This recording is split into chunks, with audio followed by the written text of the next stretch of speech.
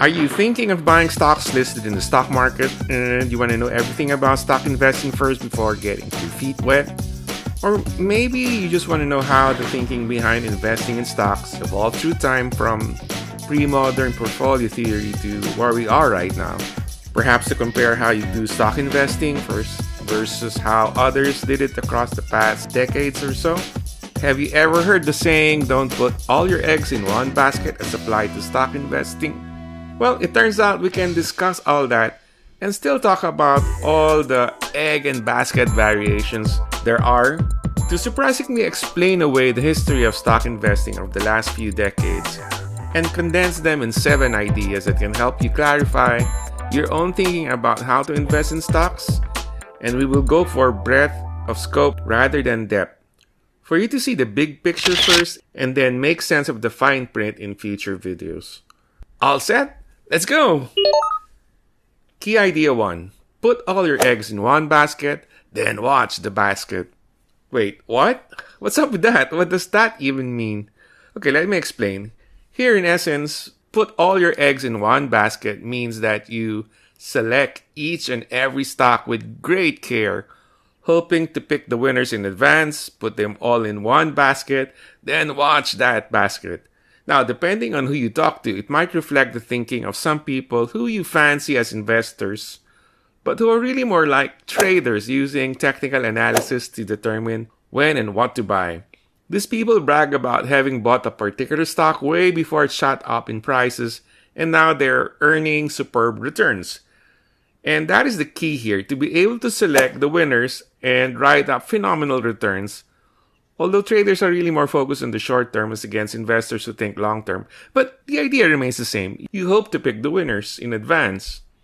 So this could cover as well real investors who are more like the old school fundamentalist, meaning people who use fundamental analysis to try to determine which stocks are cheap and which ones have great promise in the future.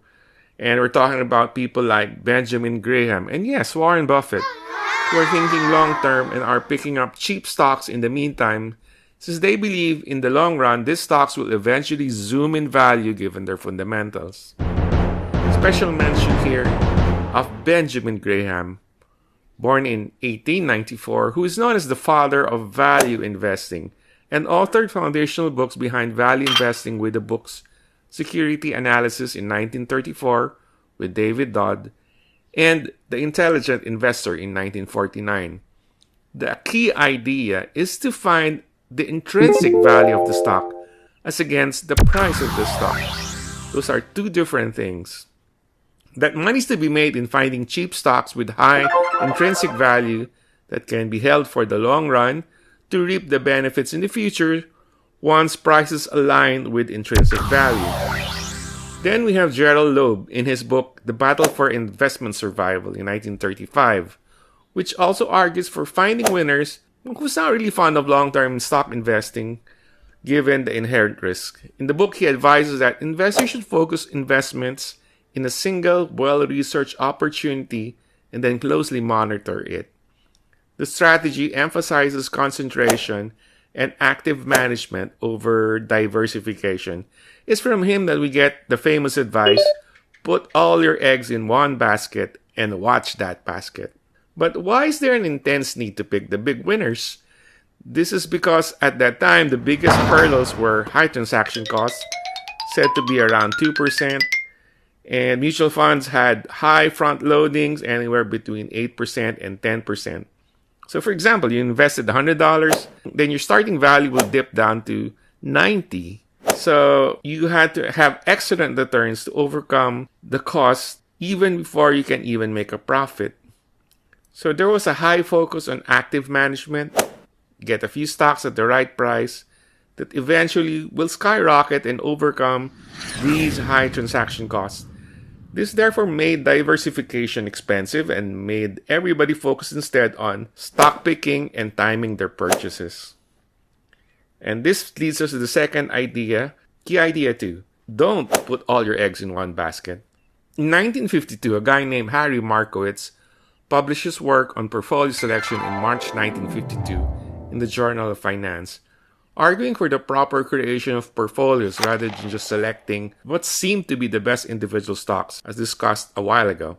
And here we have the birth of what's now called modern portfolio theory and Markowitz portfolios, where it's how the portfolio is created which impacts how you can reduce risk. And the goal is to maximize returns in relation to risk rather than a blind pursuit of returns regardless of risk. Markowitz assumed that investors would select securities from a menu consisting solely of risky assets. Thus, the only risk-reducing technique in the Markowitz universe was diversification. In the Markowitz world, risk was measured by the standard deviation of the returns, with standard deviation on the x-axis and returns on the y-axis, like so in this chart. The key to diversification was to select stocks whose returns offset each other and which therefore produce a more stable, therefore less volatile return or smaller standard deviation of returns.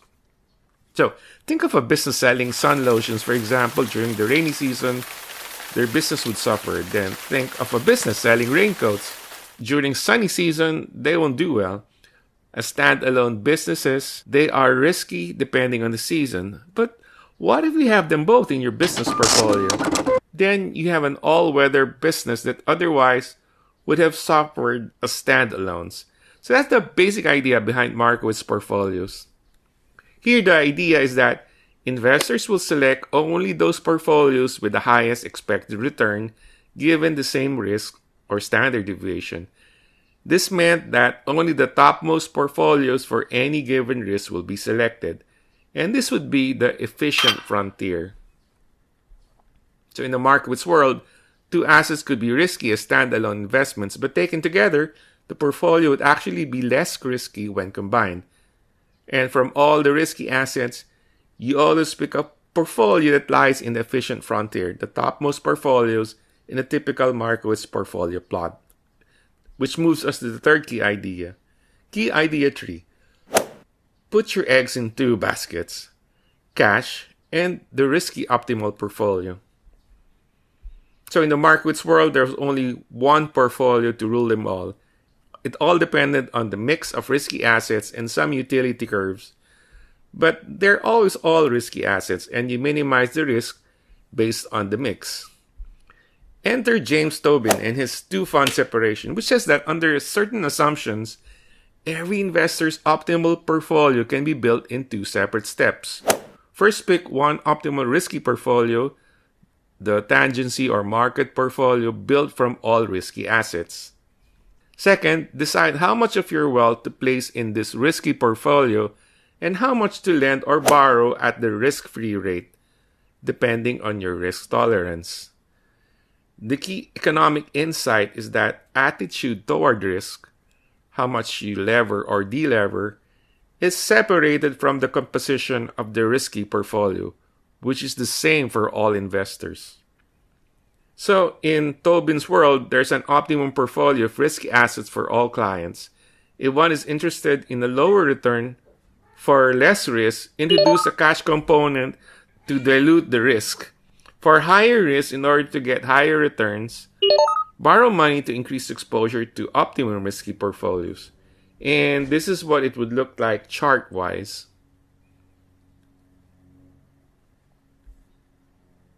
Now let's move on. Key idea 4. Put your eggs in 2.5 baskets, the cash and the market portfolio. This is an improvement over key idea 3 since we're still talking about basically 2 baskets, except that the second basket here is a bit bigger because we're now making it refer to the market portfolio. A bigger idea than Tobin's constructed optimal risky portfolio. But let's backtrack a bit. First, some backdrop. The efficient frontiers meant laborious calculations. After all, this was the late 50s, perhaps the early 60s. So enter William Sharpe. He was invited by Markowitz to make the problem more tenable. And he reasoned that the variation between stocks had many causes, but is most dependent on one underlying risk factor, the stock market itself. There were risks that can be diversified away and risks that could not be diversified, called unsystematic risk, and systematic risk, respectively. Systematic risk was measured by the regression beta, or just beta. How a stock moves when the market moves. How risky a stock is relative to the market movements. So Sharpe's capital asset pricing model, or CAPM, uses Tobin separation as a building block, but goes further by adding a general equilibrium view. It assumes all investors use the same information and face the same risky assets. So the single optimal risky portfolio from Tobin must be the market portfolio, everyone's holdings in aggregate at the point of equilibrium. It then derives a pricing relation. The expected return on any asset is linear in its beta, its sensitivity to the market portfolio. So the formula is expressed as the expected return, R, is equal to the risk-free rate plus beta times the expected market return minus the risk-free rate. And this is what it looks like chart-wise. In other words, CAPM is a pricing model with risk-return predictions, whereas Tobin's separation is a portfolio construction theorem about how to blend risk-free and risky assets. In short, Tobin tells you how to structure your portfolio, risk-free versus risky bundle. Sharpe's CAPM tells you what assets should earn in that bundle via the market beta relation. So in other words, Idea 3 talks about an optimal risky portfolio, while Idea 4 talks about the market portfolio as that optimal risky portfolio at the point of equilibrium. As to what that market portfolio actually is in practice, well, that's actually quite problematic because it's a theoretical construct. There's no advice as to what that market portfolio that everybody holds would or should be. So practitioners have taken that to mean a market index of some sort. In reality, CAPM has no market portfolio as the theoretical market portfolio is too broad and too hard to measure. So real-world implementations rely on imperfect proxies. So because of known problems with the CAPM, experts pushed improvements to the two-basket situation. And we now come to key idea 5. Put your eggs in 3 baskets, or maybe more. The rise of 3-factor models and multi-factor models. If in the previous idea, we talked about 2.5 baskets, we simply can extend that to 3 or more baskets by continuing with multi-factor models. The most widely accepted continuations of the CAPM, so to speak, are the Eugene Fama and Kenneth French multi-factor models, which extend the CAPM by adding other risk factors beyond just market beta. Together with later enhancements, they are now standard benchmarks in empirical asset pricing and performance evaluation. About the Fama-French 3-factor models, this was introduced in 1992 to 1993, and the model adds 2 more factors to the CAPM's market factor. So you have market risk, such as in the CAPM, which is market return minus risk-free. And then you have the size factor, what's called SMB, the small firms minus big firms, capturing a small cap premium. And then you have the value factor, the HML, the high book-to-market value stocks minus low book-to-market or growth stocks. The model explains many anomalies like size and value effects that the CAPM alone misses, and quickly became a standard benchmark in academic and practitioner work. Well, what is the size effect? In Fama and French, the size effect means a small capitalization or small cap stocks. They tend to outperform large cap stocks even after adjusting for beta, captured by the SMB, small minus big factor. How about the value effect? In Fama and French, the value effect means high book to market or low price to book stocks tend to perform low book to market stocks over time. Okay, that was a mouthful, and if you didn't quite understand that because you're not quantitatively inclined, that's fine, but I'm just saying that there are extensions to the CAPM model. And in fact, you can try to do your own multi-factor model using PCA and factor analysis if you are in fact quantitatively inclined. And we could have a separate video on that in the future. You can even try to explore your own ideas of what the market anomalies are in your own markets, and that depends on where you are. Okay, so for now, let's move on to the next items in our list. Key idea 6. Stop picking eggs. Just pick the baskets. And the rise of the use of index funds. What is the idea behind this one? Well, consider this. The most recent S&P Indices versus Active, or SPIVA US Year-End 2025 report finds that over 10-year windows, only around 10 to 15% of large cap funds beat the S&P 500, while roughly 85 to 90%, of course, means they underperform. In practice, it's very common that among the largest 30 to 50 actively managed US equity funds, only one or a very small handful beat the S&P 500 over the most recent 5-year period, and any outperformance is often less than 100 to 200 basis points per year after fees. So over the long horizon, most active stock funds underperformed the S&P 500, with only about 10 to 15% beating it consistently. And over the past 5 years, a tiny minority of the very largest funds have beaten the index. And when they do, the edge is typically small relative to the index cost and transparency. So if you can't beat them, why not just join them? That is, if you can't beat the market index, why are we paying for all of these active management funds? Why not just invest in the market itself and stop active investment management to save on fees? Well, that actively pushed the idea of funds that track major market indices such as the S&P 500. Nowadays, there are even ETFs or exchange-traded funds that track indices but are traded as if they are standalone stocks, which is the ultimate salute to the idea of index fund investing. Because they track market indices, which are in practice considered as the ultimate risky portfolio in terms of Tobin or the equilibrium market portfolio of Sharpe, you can try doing your ideas 2, 3, and 4 using idea 5, putting money in cash or near cash investments such as treasury bills, plus investing in market indices via mutual funds or ETFs that track the market index. And with that, we go to our last item in our list. Key idea 7. Enough of eggs in baskets. Just make me an egg sandwich.